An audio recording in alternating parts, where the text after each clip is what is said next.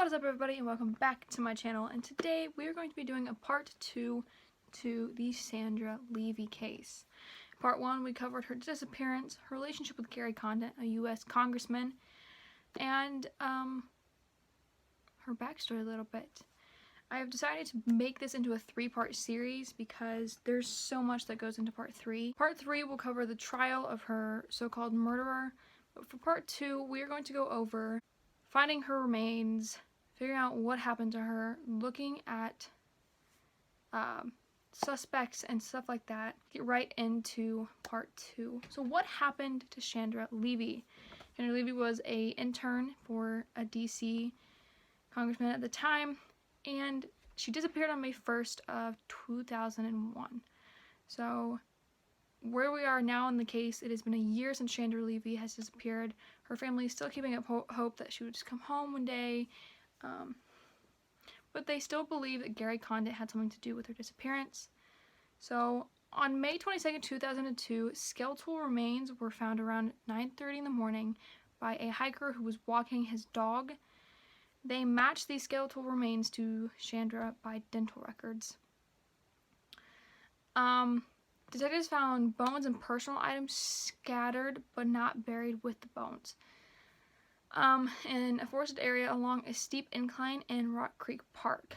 Of the items they found, there was a sports bra, a sweatshirt, leggings, and tennis shoes. Though police had previously searched over half the 1,754,000 acre main section of the park, the wooded area where CHANDRA's remains were found was not part of the area that they searched. So, going back to what they found in or around her body, they found leggings, and they actually think that this was a sexual assault because the bottoms, like the bottom part of her leggings, were tied in a knot. After preliminary, by the way, there are words here that I'm going to have trouble pronouncing just because I can't pronounce certain words. After the first autopsy was performed, District of Columbia Police Department announced that there was enough evidence to open a homicide investigation. On May 28th, just 6 days after her body was found, DC medical examiner Jonathan Arden officially declared CHANDRA's death a homicide. But he said, "There's less to work with here than I would like. It's possible we will never specifically know how she died." Arden found damage to her hyoid bone, which suggests strangulation, but did not deem it conclusive to be conclusive evidence of such a cause of death. I don't know if that's how I was supposed to write that down, but he deemed it not enough evidence for cause of death. On June 6th, after the police had completed their search, private investigators hired by Susan and Robert Levy, CHANDRA's parents, found her shin bone with some twisted wire. Hello, this is actually me editing. I kind of wanted to point out something that I edited out of the video already, but little clips where you can see me looking up and reading off of something are notes that I write so that I have the notes to look at when I'm going through these cases, because a lot of these cases are a lot to remember and I have a hard time remembering things anyway, so I can't retain information like a lot of other people do. But I have decided that after this video, I'm not going to do paper notes anymore. I'm going to use Google Slides, and I will, link those below in the videos so you guys can see what I do and how I do my videos and how I know what to say. So I just wanted to give that little information. So 25 yards from her other remains, Police Chief Ramsey said it is unacceptable that these items were not included or were not located. So he was upset that they hadn't found these bones before the private investigators had. So CHANDRA's parents had a memorial service for her, and it was held on May 28th of 2002. So just a little bit after her remains had been found, CHANDRA's family organized this memorial service at the Modesto Centre Plaza that drew over 1,200 people, some as far as Los Angeles. So a lot of people around the California area were coming to CHANDRA's memorial service. Speakers at the 90-minute memorial or ceremony included CHANDRA's brother, her grandmother, her great aunts, and some of her friends. In the eulogy, delivered in Hebrew and in English because her parents were Jewish, by Rabbi Paul Gordon, Chandra was described as a good person taken from us much too soon. About a year later, on May 27, 2003, Chandra was buried in Lakewood Memorial Park Cemetery in California near her hometown of Modesto. Attended by about 40 of Chandra's friends and families, the private ceremony ended with the release of 12 doves. So her memorial service happened a year after she disappeared, and just days after her body was discovered at Rock Creek Park. It drew over 1,000 people. It was a 90-minute ceremony, and then a private ceremony was held a year later for her burial with just friends and family, and it ended with the release of 12 doves. So now we're going back in time once again to September of 2001. So keep this in mind. Chandra went missing in May of 2001. Now in September 2001, a DC police and federal prosecutors were contacted by the lawyer of an informant. He was known to be an informant for the law, but yeah. He was being held in a DC jail who claimed to have known knowledge of Chandra's killer. The informant, whose identity was protected for his safety, said that Ingmar, I'm not going to try to pronounce his last name because I know I can't. I only know how to pronounce his first name. So Ingmar, a 20-year-old illegal immigrant from El Salvador, was being held in the jail, told him that Gary Condent paid him $25,000 to kill Chandra Levy. Investigators ruled out the story about Condent because Ingmar already had admitted to assaulting 2 other women in the same park that Chandra was found murdered, and her dead body was found in. Ingmar failed to show up for work on the day of Chandra's disappearance, and his landlady recalled that his face had been bruised and scratched that day. The investigators on Chandra's case did not interview the 2 women that Ingmar had assaulted, which I think is weird because they could have seen if anything was connected to Chandra, see which was it similar to Chandra's murder. Police Chief Ramsey avoided calling Ingmar a suspect and described him as a person of interest, which is a nicer way of being like, oh, he's a suspect, but we don't want to call him a suspect. Okay, I'm going to add something real quick right here. It is true that they only called him a person of interest, which means that they didn't necessarily think of him as a suspect. They just thought of him as somebody they would really like to question to see if he knew anything, considering that he had already admitted to assaulting 2 other women in the same park. Like, was he there the day? So it wasn't necessarily like he was their prime suspect. He was just a person of interest, and how I explained it there didn't really make sense. I just wanted to say this. Telling people not to make too big a deal about him. He was telling the media more than the people. Assistant Chief Terrence Gaynor said that if Ingmar had been considered a suspect, DC police would have been after him like flies on honey. So Ingmar actually denied attacking Chandra. He denied it vehemently. He was like, I didn't kill her. I didn't, I swear. But on November 28th, the informant that had told them that Ingmar had admitted to assaulting and killing Chandra, he was made to take a polygraph test, and he failed it. Ingmar was also made to take a polygraph test. His was administered almost a few months later in 2002. His results turned up inconclusive. They were officially ruled not deceptive, so they weren't entirely false, and they weren't entirely true.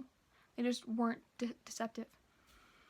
Okay, I'm going to add a little bit, because how I explained the whole polygraph test didn't make sense either, and I just don't feel like editing it all out. I want to make this video as long as I can, so you guys have a little bit more watch time.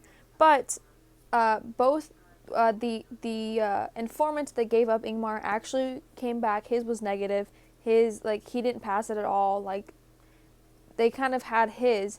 But Ingmar doesn't speak a lot of English. He doesn't speak English very well. So they were giving him a test in English. So the reason his test results came back inconclusive was because he wasn't understanding the questions he was being asked. So they just didn't use his polygraph test as reasonable evidence to be like, oh, he killed Chandra, or he did something to her, or he was there that day. They didn't really use it. It was hard, and it was weird how I explained it, so I just kind of wanted to give a little bit more information on what I was saying, how I was saying it. So, yeah. his came back inconclusive because he didn't understand what the questions were, because he didn't speak English, and I explained that a little bit more in a little bit, so I'll let past me explain Since it. neither the informant nor Ingmar was fluent in English, which is hard because polygraph tests are usually given in English, DC Detective Jack Barrett said that he would have preferred if the polygraph test had been done in bilingual, like bilingual examiners, like if they had been the ones saying it. They were unavailable at the time, so they couldn't actually do the bilingual thing. So a judge who had already put Ingmar in jail for 10 years for the 2 prior assaults, Judge Noel Kramer, was asked about like Ingmar's potential connection to Chandra's murder. She had responded, "This is such a satellite issue. To me, it doesn't have anything to do with this case." So she basically was like, "Oh, I don't think it has anything to do with it." Like, yeah. So I just said she actually was the judge who sentenced Ingmar to 10 years in prison for his attacks on the 2 other women in Rock Creek Park. Ingmar was sent to the U.S. Penitentiary Big Sandy near Inez, Kentucky. He was later transferred to the U.S. Penitentiary in Victorville, California. So during this time, they're not really looking into Ingmar. He's already in prison for 2 other attacks. And this is in 2001.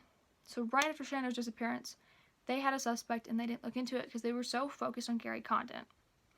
Chandra's case remained a cold case until 2006 when Kathy Leiner replaced Ramsey as DC police chief. So they had a new police chief come in. She had then replaced the lead detective on Chandra's case with 3 veteran cops who had more homicide experience. In 2007, the editors of the Washington Post, who had been covering Chandra's case for years at this point, assigned a new team of reporters to re-examine the Levy case, the Chandra Levy case. This took them a year to do. It took them a year to re-examine everything that they had about the Chandra Levy case. This is a new group of reporters from the Washington Post.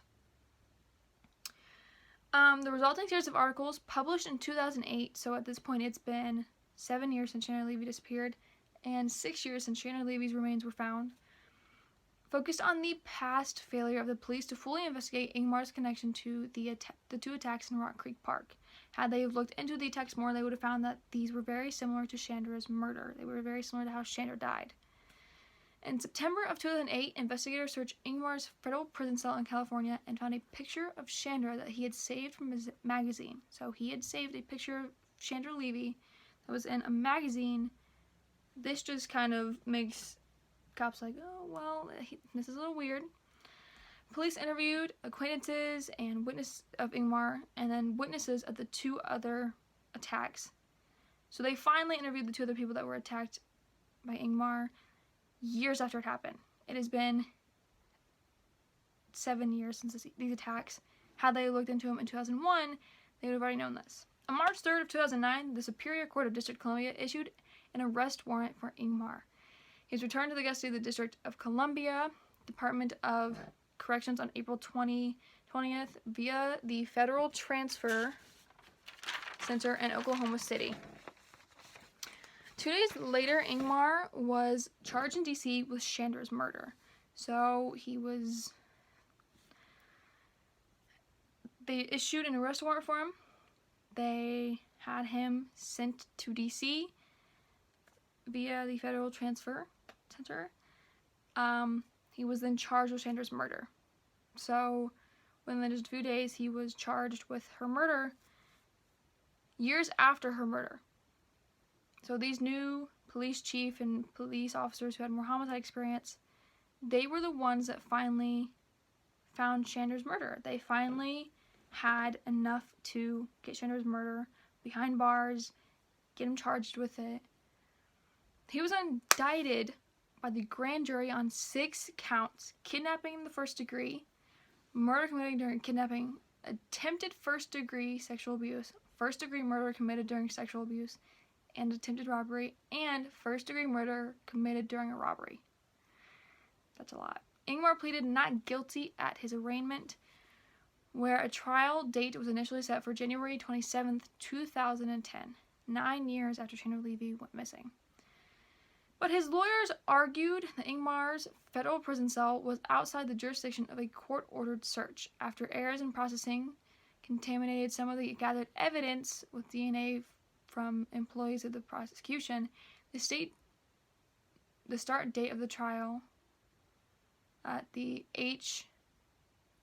Carl Monterelli Court was moved to October 4th. So this was moved back because the evidence that they had was actually contaminated by people on the prosecution side. So the people who were going to put Ingmar behind bars, Chandra Levy's side.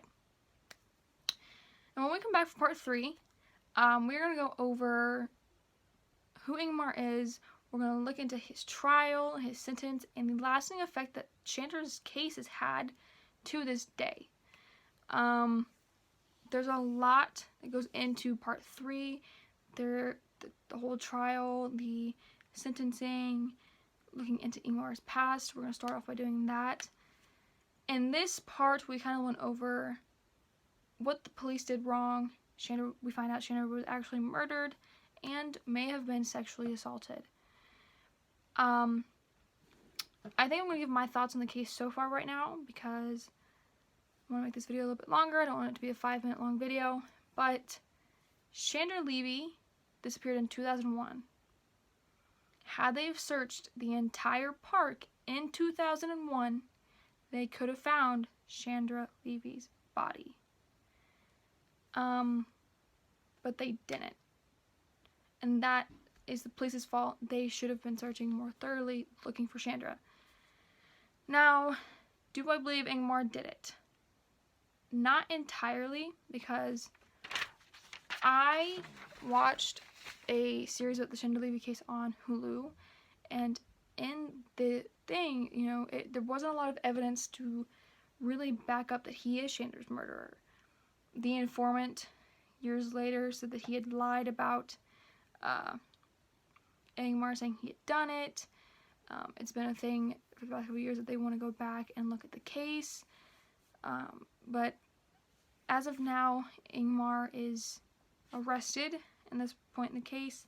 He's been arrested, and he is going to go to jail, go to prison for the rest of his life for Chandra's murder.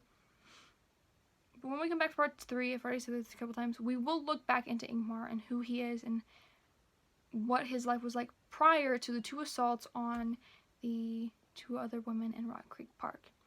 Thank you guys so much for watching this video. I hope you enjoyed it, and I hope to see you guys next week for part 3 of the Chandra Levy case. So peace out. Always keep fighting. Love you guys. So, a little update. It hasn't been the next week after the first Chandra Levy video was published that I am publishing this video. I am deeply sorry about that. I was gonna edit the video the next day, and I got caught up with schoolwork, and I've been trying to catch up with schoolwork. We've been doing a lot of testing, standardized testing recently for school. There's been a lot of e-learning days because of snow days, and all around I'm just trying to keep my grades up, trying to get my GPA up, trying to get through so I can get out of high school and just not have to deal with it. But I'm also trying to focus on a career here on YouTube, so it's been really hard to balance editing, when I need to edit, when I need to upload, and what I'm supposed to be doing on school. But I do promise I will be trying to upload regularly. There's one more part to the Chandra Levy case. It's going to be the longest video, I think, on the Chandra Levy case. And then after Chandra Levy's case, I have a case that I talked about in the vlogs that I was doing for the 4th of July, and it was about Sandra Bland.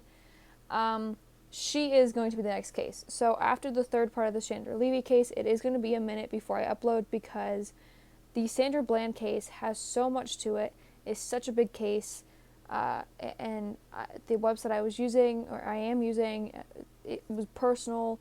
It came from people that knew her, and it talks about her background, talks about what it was like for her to get to Texas, to where she was eventually killed. And I genuinely think that that will be the longest. I think I've said that I was going to make it a 3-part case. There might even be a 4th part to it. But I've just been so busy, and researching for these videos is really hard. It takes like a week to get everything I need. And for the next Chandra Levy case, I'm going to make a Google slide so I can just click and get through it real quick. And I will link that in the videos that from there on for you guys to see the information I collected.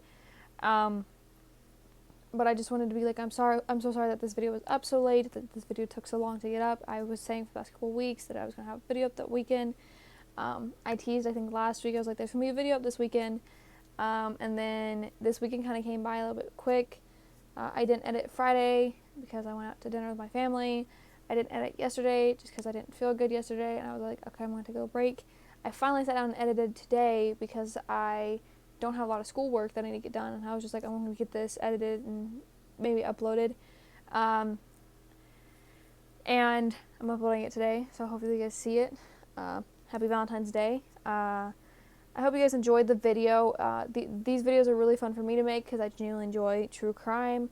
It just takes a lot to get it edited, put together, and then you have to think I upload these videos and then I go back in because I upload them on my old phone, and then I go on my laptop and I have to upload the Google, like the thumbnail, so you guys see that. So it takes a lot to get these videos to how I want them. I'm a perfectionist, and a lot of these videos aren't perfection, but they are getting there, and I really hope you guys enjoy them. So I'm sorry this video is up so late. I promise I'll be getting back on schedule here soon, so bye.